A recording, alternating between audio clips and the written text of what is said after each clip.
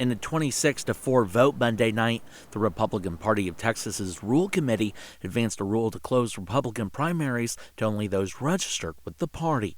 If passed by the state convention Friday, the move would still need to be passed by the state legislature in 2025. You have to change voter registration to require people to register to vote as an independent or as a Democrat or a Republican. States like New York already have closed primaries, while Texas is one of about a dozen states with open primaries. Rice University political science professor Dr. Mark Jones says it's not uncommon for states to make changes. Many states have gone from closed primaries to open primaries, from open primaries to closed primaries, the whole gamut. In a press release, RPT Chairman Matt Rinaldi says multiple primaries this election cycle would have, quote, turned out differently if Democrats were not allowed to interfere. He says nearly 9% of voters in the March primary for Dade Phelan, for example, were known Democrats.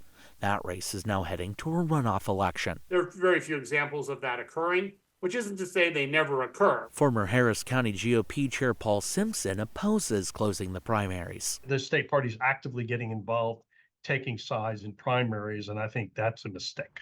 Dr. Jones says there wouldn't be a major effect, but closed primaries do lead to more partisan candidates. Especially with our current districting arrangement, 90% of elections are decided in the primaries. But Simpson is afraid it will keep the party from growing. It's counter to what we've managed to do the last 40 years to become a majority party. Dr. Jones says if you have to register with a party before you can vote, it could push away people who would otherwise participate. There's going to be a non-trivial number of both Republicans and Democrats who, while they regularly vote in the primary and identify with the party, don't want to be registered publicly. While Rinaldi says the move is in line with primary voters who approved the measure back in March, Simpson says the party needs to be open to new voters. Donald Trump's brought a lot of new people into the party, and South Texas is showing it, and we need to make that easier, not harder.